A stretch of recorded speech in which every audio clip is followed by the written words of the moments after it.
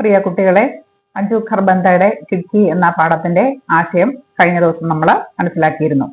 ഇന്ന് നമ്മൾ അതിന്റെ ക്വസ്റ്റ്യൻ ആൻസർ ആണ് നോക്കുന്നത്. ഒന്നാമത്തെ ക്വസ്റ്റ്യൻ നോക്കുക. एसी के बजाय जनरल कोच से सफर का आनंद लेना इसका मतलब क्या हो सकता है? കഴിഞ്ഞ ദിവസം ഞാൻ ക്വസ്റ്റ്യൻ വായിച്ച് ആശയം പറഞ്ഞിരുന്നു. എസിക്ക് പകരം ജനറൽ കോച്ചിൽ യാത്ര ചെയ്യുക, ഇതിന്റെ ആശയം എന്താണ്? നമുക്ക് ഊഹിച്ചാൽ അറിയാം ഏകദേശം അല്ലെ. ജനറൽ കോച്ചിൽ യാത്ര ചെയ്യുന്നതിന്റെ ആശയം എന്താണെന്നുള്ളത് ലേഖകന്റെ അച്ഛൻ റെയിൽവേയിലെ പ്ലാറ്റ്ഫോമിൽ സാധനങ്ങൾ വിട്ട് ജീവിച്ചിരുന്ന ഒരാളാണ്. അപ്പൊ അദ്ദേഹം കൂടുതലും ആശ്രയിച്ചിരുന്നത് ജനറൽ കോച്ചിലായിരിക്കാം അല്ലെ. എസിയിലൊക്കെ എല്ലാ കച്ചവടക്കാർക്കൊന്നും പ്രവേശനമില്ലല്ലോ.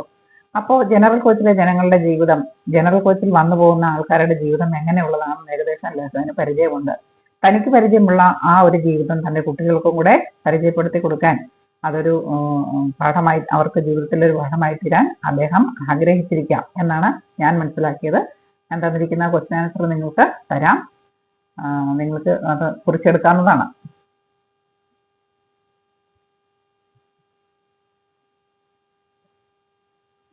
एसी के बजाय जनरल कोच से सफर का आनंद लेना इसका मतलब क्या हो सकता है? ചോദ്യം ഞാൻ വായിച്ച ആശയം പറഞ്ഞാണ്, ഉത്തരം വായിക്കാം, അതിനുശേഷം ആശയം പറയാം. एसी में जाते समय साधारण लोगों से मिलने का अवसर न मिलेगा. एसिയിൽ പോകുന്ന സമയം സാധാരണക്കാരായ ആൾക്കാരെ കാണാനുള്ള അവസരം കിട്ടില്ല. ജനറൽ കോച്ച് में सभी प्रकार के लोग आते हैं. ജനറൽ കോച്ചിലാണെങ്കിൽ എല്ലാ തരത്തിലുള്ള ആൾക്കാര് വരുന്നുണ്ട്. वास्तव में जनरल कोच असली जिंदगी का परिचय देने वाला एक स्कूल है. വാസ്തവത്തിൽ ജനറൽ കോച്ച് എന്ന് പറയുന്നത് ശരിയായ ജീവിതം പരിചയപ്പെടുത്തി കൊടുക്കുന്ന ഒരു സ്കൂളാണ് എന്ന് പറയാം. യഹാം സെ മിലെ അനുഭവം സെ ബच्चे अपने आप कई पाठ सीख सकते हैं. ഇവിടെ നിന്ന് ലഭിക്കുന്ന അനുഭവങ്ങൾ കുട്ടികൾക്ക് സ്വയം ഒരു പാഠമായി തീരാൻ സാധിക്കും, അല്ലെങ്കിൽ അതിൽ നിന്ന് അവർക്ക് സ്വയം പാഠങ്ങൾ പഠിക്കാനായിട്ട് സാധിക്കും. ഇതാണ് ആൻസറായിട്ട് കൊടുത്തിരിക്കുന്നത്. നിങ്ങൾക്ക് ഇഷ്ടമുണ്ടെങ്കിൽ കുറിച്ചെടുക്കാം. ഇനി നമുക്ക് രണ്ടാമത്തെ ചോദ്യത്തിലേക്ക് വരാം. യുവതി കാ ഗല രുണ്ട് ജാനെ കാ കാരൺ ക്യാ ഹോ സക്താ ഹൈ? കച്ചവടത്തിന് ഇടയ്ക്ക് അവര് 250 രൂപയാണ് ചോദിച്ചത്. അപ്പൊ നമ്മുടെ ലേഖകന്റെ ഭാര്യ 100 പറഞ്ഞു അല്ലെ. ആ 100 കേട്ടപ്പോഴേക്കും അത് വളരെ കുറവാണെന്ന് പറയുന്നത് മാത്രമല്ല, അവരുടെ തൊണ്ട ഇടറുകയും കൂടെ ചെയ്തു. എന്തായിരിക്കും അതിന്റെ കാരണം? ഞാൻ നേരത്തെ തന്നെ നിങ്ങളോട് പറഞ്ഞു, യുവതി ഒരു വീടിന്റെ ചുമതല വഹിക്കുന്ന സ്ത്രീ ആയിരിക്കാം എന്നല്ലേ. ആ ഒരു ആശയമാണ് ഞാൻ ക്വസ്റ്റ്യൻ ആൻസറിലും കൊടുത്തിരിക്കുന്നത്. നമുക്കൊന്ന് വായിച്ചു നോക്കാം. യുവതി കാ ഗല रुंध जाने का कारण क्या हो सकता है? युवती एक घर का भार उठाने वाली स्त्री होगी. ആ സ്ത്രീ ഒരു വീടിന്റെ ചുമതല വഹിക്കുന്ന സ്ത്രീ ആയിരിക്കും. ശായത് വിധവാഹോ, ഒരു പക്ഷെ വിധവയായിരിക്കാം. യാ ഘർ കി ഏകമാത്ര ആംദനി വാലി ഹോ, അല്ലെങ്കിൽ വീട്ടിലെ ഒരേ ഒരു വരുമാനം ഉണ്ടാക്കുന്നയാൾ ആയിരിക്കാം. ബച്ചോങ്കി പഠായി, കുട്ടികളുടെ വിദ്യാഭ്യാസം. ബൂഢെ മാതാപിതാക്കി ശുശ്രൂഷ, വൃദ്ധരായ മാതാപിതാക്കളുടെ സേവനങ്ങൾ. ആദി ഇസി ആംദനി സെ ചലന ഹോഗ, മുതലായവ ഇതേ വരുമാനം കൊണ്ടാണ് നടന്നു പോകേണ്ടത്. ആംദനി കം ഹോനെ പർ ഘർ ചലാന ഉസ്കെ ലിയെ ബഹുത് മുഷ്കിൽ ഹെ. വരുമാനം കുറഞ്ഞാൽ വീട് നോക്കുക എന്നുള്ളത്, വീട്ടിലെ ചെലവുകൾ നടത്തുക എന്നുള്ളത് അവളെ സംബന്ധിച്ച് വളരെ ബുദ്ധിമുട്ടാണ്. ഇസലിയെ ഉസ്ക ഗല രുണ്ട് ഗയ, അതുകൊണ്ടാണ് അവളുടെ തൊണ്ട ഇടറിയത്.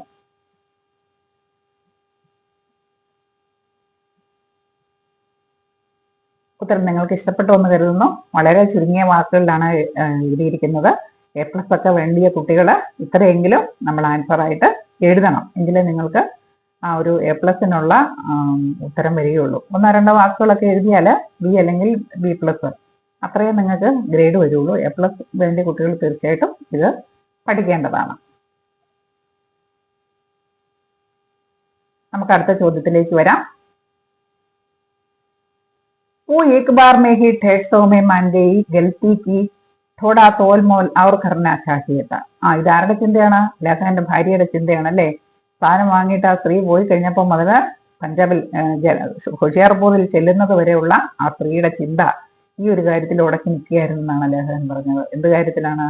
അവൾ ഒറ്റ തവണ പറഞ്ഞത് 150 സമ്മതിച്ചു, കുറച്ചുകൂടെ വില പേശിയിരുന്നെങ്കിൽ എനിക്ക് തെറ്റുപറ്റിപ്പോയി, ഇങ്ങനെ ചിന്തിച്ചു അല്ലെ. ഈ കഥൻസെ ലോകോം മനോഭാവുക പരിചയിക്കാഹെ, ഈ ഒരൊറ്റ പറച്ചിലിൽ നിന്ന് ആൾക്കാരുടെ എന്ത് മനോഭാവമാണ് നമ്മൾക്ക് മനസ്സിലാകുന്നതെന്നാണ് ചോദ്യം. നമുക്ക് നോക്കാം.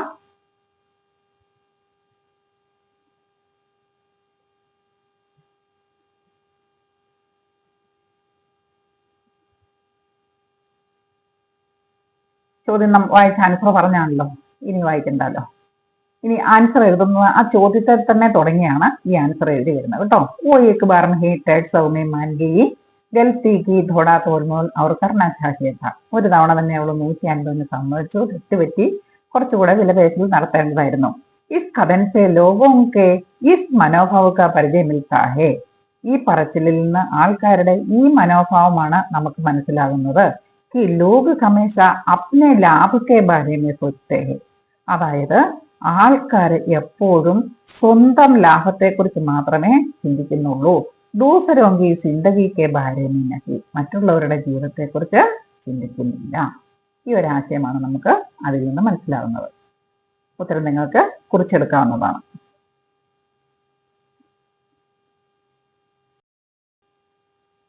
നമുക്ക് അടുത്ത ഒരു ചോദ്യത്തിലേക്ക് വരാം.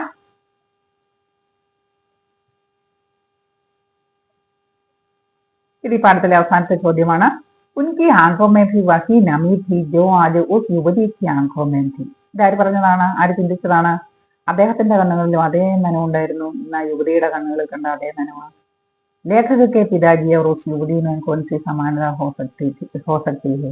ലേഖകന്റെ അച്ഛനും ആ യുവതിയും തമ്മിലുള്ള സാമ്യം എന്തൊക്കെയാണ്? നമുക്ക് നോക്കാം എന്തൊക്കെയാണ് രണ്ടുപേരും തമ്മിലുള്ള ഒരു സാമ്യം എന്ന്. എന്തൊക്കെയാണ് സാമ്യം? നമ്മൾ നേരത്തെ തന്നെ കണ്ടു. രണ്ടുപേരും വീടിന്റെ ചുമതല വഹിക്കുന്നവരാണ്. രണ്ടുപേരും ട്രെയിനിൽ ജോലി ചെയ്ത് ജീവിച്ചിരുന്നവരുമാണ് അല്ലെ.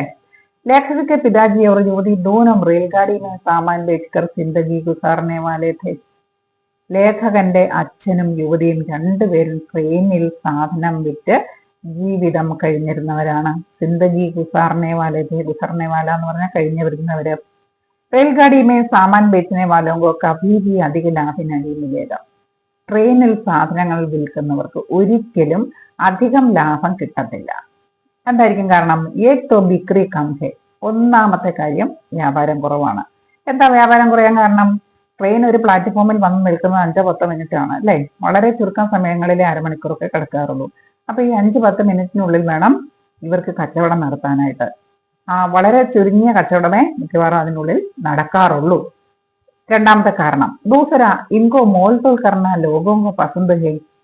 വിലപേശൽ നിന്നുള്ള സമയമില്ല ശരിക്കും പറഞ്ഞാൽ അല്ലെ. പക്ഷെ ആൾക്കാരുടെ സ്വഭാവം എങ്ങനെയാണ്? കടയിൽ പോയി വാങ്ങുവാണെങ്കിൽ നമ്മളൊരു വിലപേശൽ നടത്തില്ല. അതേസമയം നമ്മുടെ അടുത്ത് സാധനങ്ങൾ കൊണ്ടുവരുന്നവരുടെ അടുത്ത് നമ്മൾ തീർച്ചയായിട്ടും എന്തെങ്കിലും ഒന്ന് വില പേശും. അത് ആൾക്കാരുടെ പൊതു സ്വഭാവമാണ് അല്ലെ. അപ്പൊ ദൂസര ഇൻകോ തോൽമോൾ കർണ ലോകോങ്കോ പസന്ത് ഹേ. മറ്റൊരു കാര്യം, ഇങ്ങനെ വരുന്ന വ്യാപാരികളോട് വില പേശുക എന്നുള്ളത് ആൾക്കാർക്ക് വളരെ ഇഷ്ടമാണ്. इसलिए बहुत कम लाभ ही मिलता है. അതുകൊണ്ട് കുറച്ച് ലാഭമേ കിട്ടത്തുള്ളൂ. അപ്പൊ ആൾക്കാർ ഇതിനിങ്ങനെ പേശാൻ ഒരുങ്ങുന്നെന്ന് കാണുമ്പോഴേക്കും കച്ചവടം നടന്നാലേ അവർക്ക് കാര്യമുള്ളല്ലോ അല്ലെ. പെട്ടെന്ന് ട്രെയിനിന് വെളിയിൽ ഇറങ്ങുകയും ചെയ്യണം. അതുകൊണ്ട് കച്ചവടത്തിന് വരുന്നവർ അഡ്ജസ്റ്റ്മെന്റിന് തയ്യാറാകും. അങ്ങനെ അഡ്ജസ്റ്റ്മെന്റിന് തയ്യാറാകുമ്പോൾ അവർക്ക് വളരെ കുറച്ച് ലാഭമേ കിട്ടത്തുള്ളൂ. ഇതാണ് ഇതിന്റെ ആശയം. ആൻസർ നിങ്ങൾക്ക് കുറിച്ചെടുക്കാം. ഇനി നമുക്ക് പാഠപുസ്തകത്തിൽ ഒരു 3-4 ആക്ടിവിറ്റീസ് ഉണ്ട്, അതും കൂടെ നോക്കാം.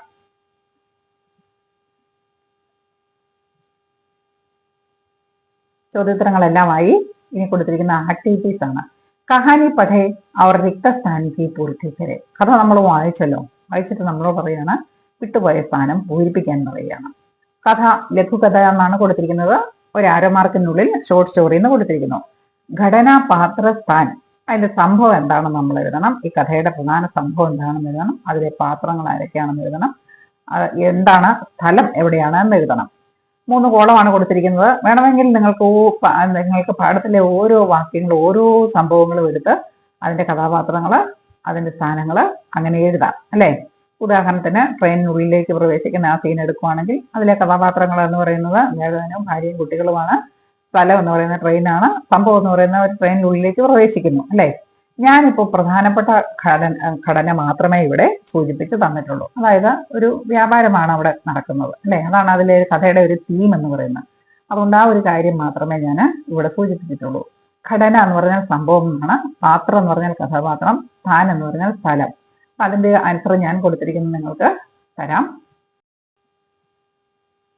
റിക്ത സ്ഥാൻ കി പൂർത്തി കരെ, വിട്ടുപോയ സ്ഥലം പൂരിപ്പിക്കുക. ലഘുകഥ ഘടന പാത്ര സ്ഥാൻ. ഘടന എന്ന് പറയുന്നത് ഞാൻ ബിക്രി എന്നാണ് എഴുതിയിരിക്കുന്നത്. ബിക്രി എന്ന് പറഞ്ഞാൽ വ്യാപാരം. അതിലെ പാത്രങ്ങൾ ആരൊക്കെയാണ്? അതിൽ ഉൾപ്പെട്ട കഥാപാത്രങ്ങൾ ലേഖൻ ഡയറക്റ്റ് ആയിട്ട് ഉൾപ്പെട്ടിട്ടില്ല എങ്കിലും അദ്ദേഹം അതിൻ്റെ അകത്ത് ഭാര്യയെ ആംഗ്യം കാണിക്കുന്ന ഒരു ഭാഗമൊക്കെ ഉണ്ടല്ലോ, അദ്ദേഹം അതുകൊണ്ട് ശ്രദ്ധിച്ചുകൊണ്ടിരിക്കുകയാണ്. അപ്പൊ അദ്ദേഹത്തെ നമുക്ക് കഥാപാത്രമായിട്ട് ഉൾപ്പെടുത്താം. അപ്പൊ ലേഖകൻ, ഭാര്യ, ബെച്ചെ കുട്ടികൾ, ബേച്ചിനെ വാലി സ്ത്രീ വിൽക്കാൻ വന്ന സ്ത്രീ, ഇത്രയും പേരാണ് ഈ ബിക്രി അല്ലെങ്കിൽ വ്യാപാരം എന്ന് പറയുന്ന ഈ സംഭവത്തിൽ ഉൾപ്പെട്ടിരിക്കുന്ന കഥാപാത്രങ്ങൾ. ഇനി സ്ഥലം എവിടെയാണ്? റെയിൽഗാഡി അല്ലെങ്കിൽ ഡിബ്ബ എന്ന് വേണമെങ്കിൽ നിങ്ങൾക്ക് എഴുതാം അല്ലെ. ട്രെയിൻ അല്ലെങ്കിൽ ഡിബ്ബ, കമ്പാർട്ട്മെന്റ് എന്ന് എഴുതിയാലും കുഴപ്പമില്ല.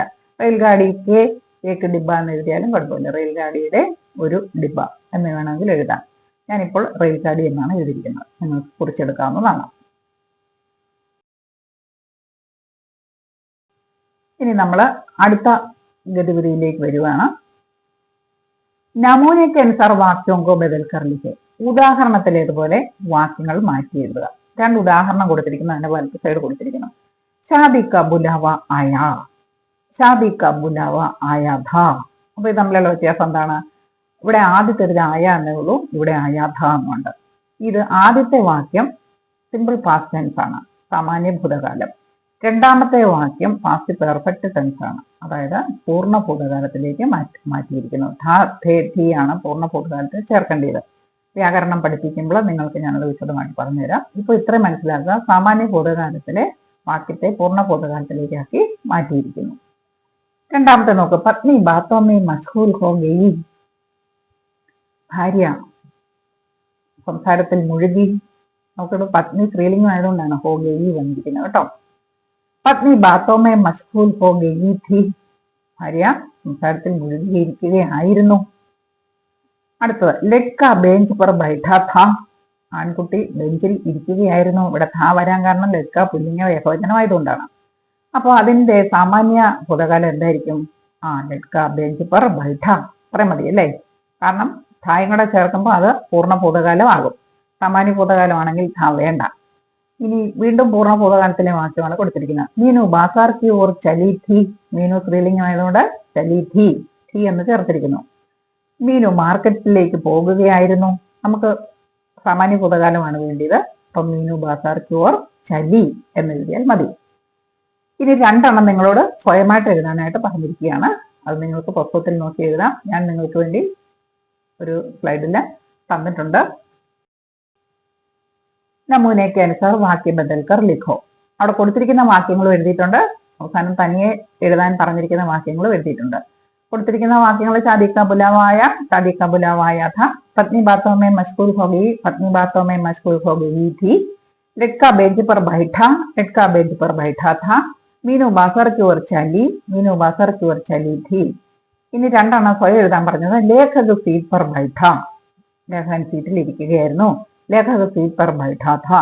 ലേഖകൻ സീറ്റിൽ ഇരുന്നുകൊണ്ടിരിക്കുകയായിരുന്നു. പത്നി ചിന്താമയ മഗ്ന ഹോ ഗയി. ഭാര്യ ചിന്തയിൽ മുഴുകിയിരുന്നു. പത്നി ചിന്താമയ മഗ്ന ഹോ ഗയി ഥി. ഭാര്യ ചിന്തയിൽ മുഴുകിയിരിക്കുകയായിരുന്നു. ഇതാണ് വാക്യങ്ങൾ, നിങ്ങൾക്ക് കുറിച്ചെടുക്കാവുന്നതാണ്. ഇവിടെ ലേഖക എന്നുള്ളത് പുല്ലിംഗം ആയതുകൊണ്ടാണ് ബൈഠ. ഇവിടെ ബൈഠ ഥ. പത്നി എന്നുള്ളത് സ്ത്രീലിംഗം ആയതുകൊണ്ട് ഥി. ഹോ ഗയി മഗ്ന ഹോ ഗയി. ഇവിടെ മഗ്ന ഹോ ഗയി ഥി.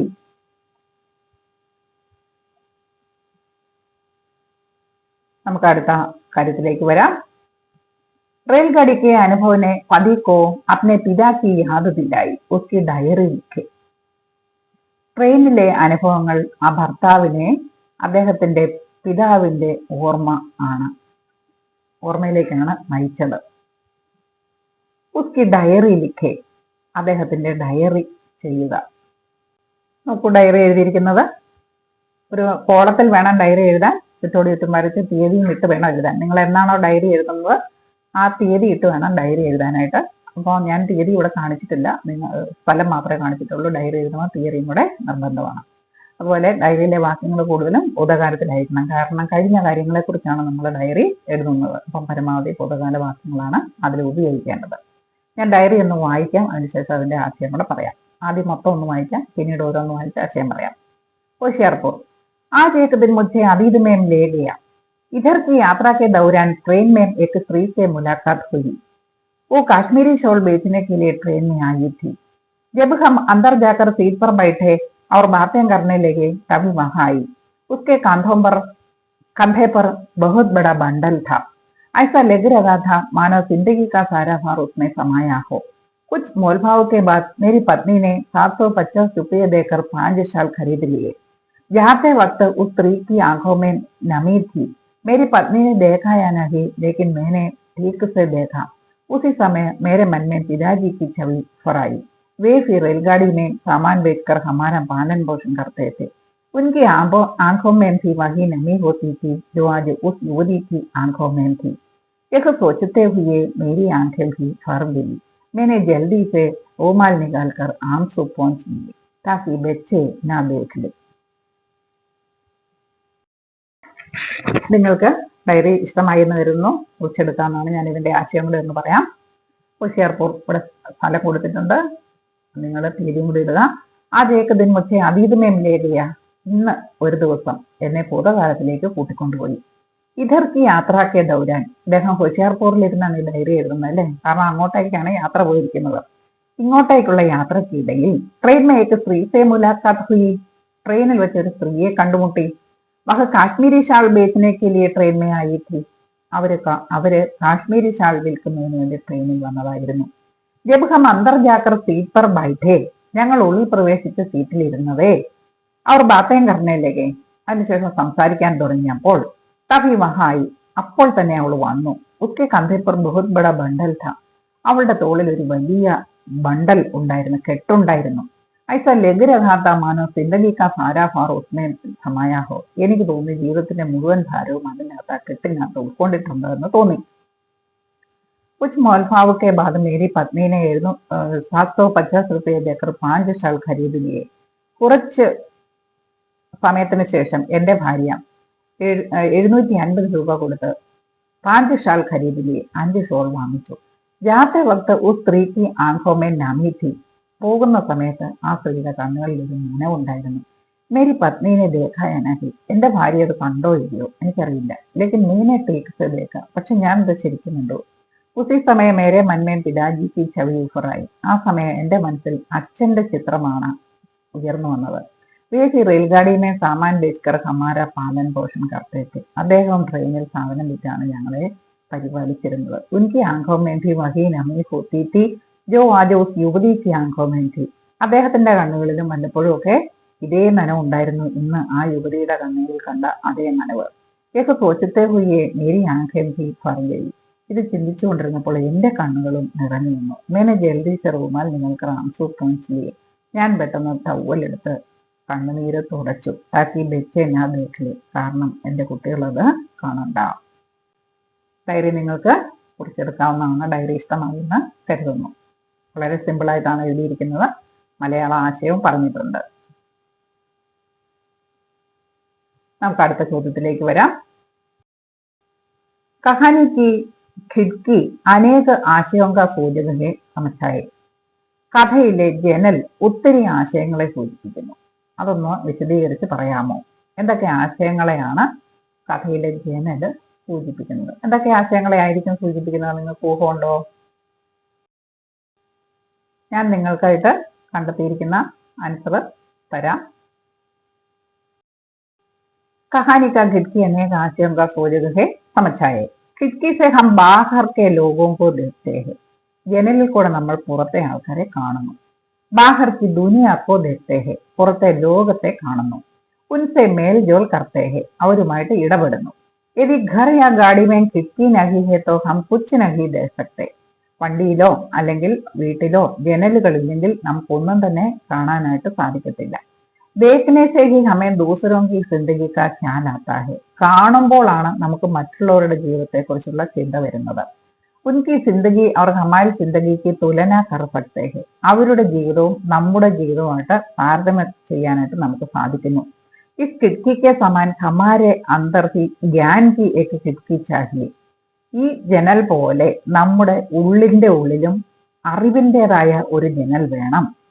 താക്കി ഹം ദൂസരോം കി ഹാലത്ത് സമझ സകെ. ആ ഒരു അന്തർജ്ഞാനത്തിന്റെ അറിവ് കൊണ്ട് നമുക്ക് മറ്റുള്ളവരുടെ അവസ്ഥ മനസ്സിലാക്കാനായിട്ട് സാധിക്കണം. ഇതാണ് ആശയം. ഇനി നമ്മൾ അവസാനത്തെ ക്വസ്റ്റ്യനിലേക്ക് പ്രവേശിക്കുകയാണ്. കഹാനി കെ ലിയെ ശീർഷക സുച്ചായെ ഉൻകാ ഔചിത്യ ഹി ബതായെ. കഥയുടെ ഹെഡിങ് നമുക്കറിയാം കിക്കി എന്നാണ് അല്ലെ. കഥയ്ക്ക് വേറൊരു ഹെഡിങ് കൊടുക്കുക. ഉസ്ക ഔചിത്യ ഹി ബതായെ. വെറുതെ ഹെഡിങ് കൊടുത്താൽ പോരാ, നമ്മൾ കൊടുത്ത ഹെഡിങ്ങിന്റെ ഔചിത്യവും കൂടെ പറയണം. ഞാൻ നിങ്ങൾക്കായിട്ട് ഒരു ഹെഡിങ് ഇവിടെ കൊടുത്തിട്ടുണ്ട്. നിങ്ങൾക്ക് ഇഷ്ടപ്പെടുമോ എന്ന് നോക്കുക. നിങ്ങൾക്ക് നിങ്ങളുടേതായ ഹെഡിങ്ങുകളും കൊടുക്കാവുന്നതാണ്. കാണാമെന്ന് വിചാരിക്കുന്നു. कहानी के लिए और एक शीर्षक सोचाए उसका औचित्य ही बताइए. अतीत में अटकी सुई एक उचित शीर्षक लगता है. എനിക്ക് തോന്നിയ ഒരു ഉചിതമായ ശീർഷകം എന്ന് പറയുന്നത് അതീതമേ മടക്കി സുയി, ഭൂതകാലത്തിൽ ഉടക്കി നിന്ന സൂചി എന്ന ഒരു ഹെഡിങ് ആണ് എനിക്ക് ഉചിതമായിട്ട് തോന്നിയത്. ക്യോംകി കാരണമുണ്ട്. സ്ത്രീക്ക് ആങ്കോമേ നമി ലേഖകർ. ആ വ്യാപാരത്തിന് വന്ന സ്ത്രീയുടെ കണ്ണുകളിലെ നനവ് കണ്ടപ്പോൾ ലേഖകക്ക് ചിന്ത അതീതമേ ജാക്കർ. ലേഖകന്റെ ചിന്ത ഭൂതകാലത്തിലേക്ക് പോയി. ഉസ്കെ ബച്പൻ കെ ബാരെ മേ ഥി. അദ്ദേഹത്തിന്റെ ബാല്യത്തെക്കുറിച്ചും അച്ഛനെക്കുറിച്ചും ആയിരുന്നു. അതുകൊണ്ടാണ് ഈ ഒരു ഹെഡിങ് വളരെ ഉചിതമാണ് എന്ന് എനിക്ക് തോന്നിയത്. നിങ്ങൾക്ക് എഴുതിയെടുക്കാവുന്നതാണ്.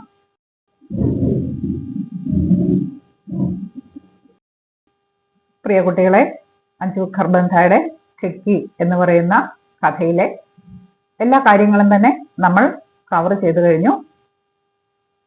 വീഡിയോകൾ നിങ്ങൾക്ക് ഇഷ്ടമായി എന്ന് കരുതുന്നു. വീഡിയോ ഇഷ്ടമായെങ്കിൽ എല്ലാവരും ലൈക്ക് ചെയ്യുമല്ലോ. നിങ്ങളുടെ കൂട്ടുകാർക്കൊക്കെ ഷെയർ ചെയ്ത് കൊടുക്കുക. അതുപോലെ തന്നെ മേരി പ്യാരി ഹിന്ദി എന്ന ഈ ചാനൽ എല്ലാവരും സബ്സ്ക്രൈബ് ചെയ്യണമെന്ന് ഓർമ്മിപ്പിക്കുന്നു. തുടർന്നും നല്ല വീഡിയോകളുമായി ഞാൻ എത്തുന്നതായിരിക്കും. ഈ പാഠത്തിന്റെ വീഡിയോകൾ നിങ്ങൾക്ക് ഇഷ്ടപ്പെട്ടോ? ഇതിൽ എന്തൊക്കെയാണ് മാറ്റങ്ങൾ വരുത്തേണ്ടത്? ഇഷ്ടപ്പെട്ടെങ്കിൽ അതിന്റെ കാരണം, ഇഷ്ടപ്പെട്ടില്ല അല്ലെങ്കിൽ അതിൽ വരുത്തേണ്ട മാറ്റങ്ങൾ എന്തൊക്കെയാണ്? ഈ കാര്യങ്ങൾ നിങ്ങൾ തീർച്ചയായിട്ടും കമന്റ് വഴി എന്നെ അറിയിക്കണം. Thank you all. മറ്റൊരു വീഡിയോയ്ക്കായി കാത്തിരിക്കുക. Thank you all.